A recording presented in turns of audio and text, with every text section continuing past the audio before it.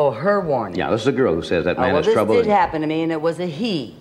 And I went right ahead and married the guy, and it was Gabor. Lucille Ball made the world laugh, but before she died, she quietly warned people about 7 actresses she believed the public never truly knew. Most people remember Lucille Ball as the woman who made America laugh, the fearless redhead who changed television forever. But the Hollywood she experienced behind closed doors wasn't funny at all. Away from the cameras, she witnessed something far darker. Fame without limits, power without consequences, and behavior that quietly shocked her. In her later years, according to people close to her, Lucille spoke privately about a short list of actresses she believed the public never truly saw. These weren't rumors printed in tabloids. They were moments she witnessed herself, moments that stayed with her until the end. And once she started talking, she didn't sugarcoat anything. Revealed on red carpets, it was revealed in silence. She judged people by how they treated assistants, waiters, wardrobe workers, anyone without power. Friends said Lucille remembered everything. A careless insult, a cruel tone, a moment where someone forgot the cameras weren't watching. As she grew older, she became more open about the behavior that disturbed her the most, and one name, according to insiders, always came up first. To the public, Joan Crawford was timeless glamour, perfect posture, perfect lighting, perfect control. But in Lucille's eyes, something was missing. People close to her later said Lucille believed Joan's kindness felt rehearsed, like a performance that ended the moment the camera stopped rolling. During a late-career television appearance, Lucille watched how Joan interacted with junior crew members. The demands weren't what bothered her. It was the emotional distance, the cold precision. Privately, Lucille reportedly said Crawford didn't feel human, she acted human, and that thought never left her. But coldness wasn't the most damaging trait Lucille encountered. The next name on her list brought chaos instead. Lucille never questioned Judy Garland's brilliance. She admired her voice, her vulnerability, her rare ability to command a room. But according to Lucy, chaos followed Judy everywhere. Crews waited for hours. Schedules collapsed. Entire productions suffered, while everyone hoped Judy would pull herself together. And sometimes she did, delivering moments of pure magic. But Lucille couldn't ignore what came after. Budgets blown. Crew members quietly blamed. Jobs lost. People close to Lucille say she never called Judy cruel, but she believed repeated destruction, even without intent, still left real scars. And that realization changed how she saw Hollywood forever. Ava Gardner had a presence that stopped rooms cold, stunning, confident, untouchable.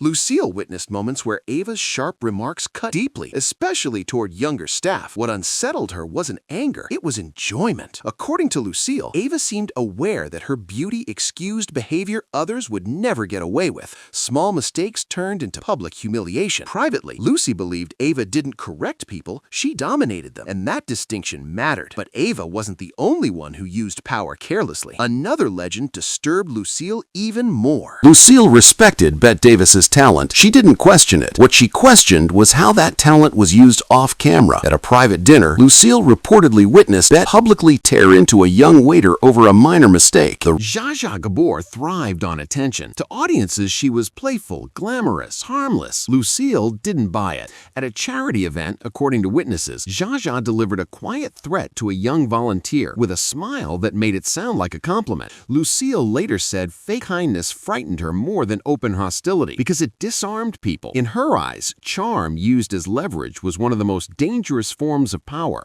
but even manipulation wasn't the most complicated case on her list. Finally appeared, people rushed to excuse everything because the image mattered more than the damage. One charity event stayed with Lucille for years. Marilyn arrived hours late, visibly overwhelmed. A sick child had been waiting all afternoon for a brief meeting that never happened. When Marilyn quietly declined and left early, the room fell into an uncomfortable silence. No one confronted her. No one dared to. Lucille understood struggle. She understood pressure. What she struggled to accept was how often Marilyn's fragility became everyone else's burden. In private conversations, Lucille reportedly said that intention didn't erase impact. Pain caused unintentionally still counted. counted. To her, Marilyn represented a different kind of danger, one where vulnerability became a shield and accountability slowly disappeared behind sympathy, and that realization deeply unsettled her. But there was one final name Lucille mentioned that surprised almost everyone who heard it. Elizabeth Taylor wasn't fragile. She wasn't chaotic. She was sharp, controlled, and fully aware of her power.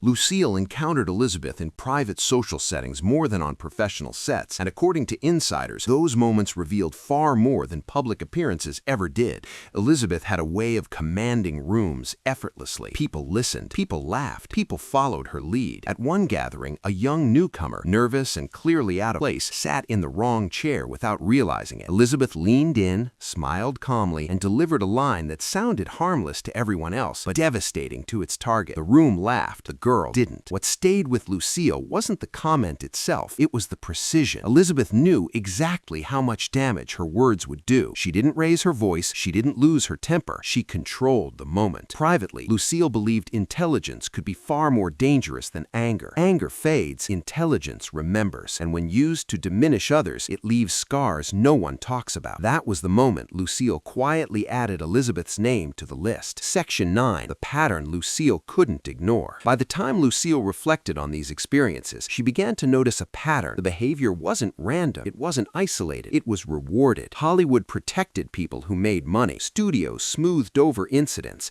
Publicists rewrote narratives, and anyone without power, crew members, assistants, newcomers, absorbed the consequences in silence. Lucille believed fame didn't create bad behavior, it exposed it, and the industry chose profit over accountability every single time. She also believed that silence was part of the problem. When cruelty went unchallenged long enough, it became normal, expected, invisible. That realization stayed with Lucille far longer than any feud ever did. By the time Lucille reflected on these experiences, she began to notice a pattern. The behavior wasn't random, it wasn't isolated, it was rewarded. Hollywood protected people who made money. Studios smoothed over incidents. Publicists rewrote narratives, and anyone without power, crew members, assistants, newcomers, absorbed the consequences in silence. Lucille believed fame didn't create bad behavior, it exposed it, and the industry chose profit over accountability every single time. She also believed that silence was part of the problem. When cruelty went unchallenged long enough, it became normal, expected, invisible. That realization stayed with her far longer than any feud ever did. Lucille Ball never published a tell-all. She never named names on camera. She didn't need to. According to those closest to her, she believed people eventually revealed themselves if you paid attention. She carried these memories quietly, not as gossip, but as warnings. Fame, she believed, was the best disguise of all. It polished behavior that would be unacceptable anywhere else. And it leaves us with a question that feels even more relevant today. If Lucille Ball were alive now, in an era of social media, instant fame, and carefully managed images, how many modern stars would be on that list? Has Hollywood truly changed, or has it simply learned how to hide better? Let us know which story shocked you the most in the comments. And if you want more untold stories from classic Hollywood, make sure to like, subscribe, and hit the bell, because some truths don't fade with time.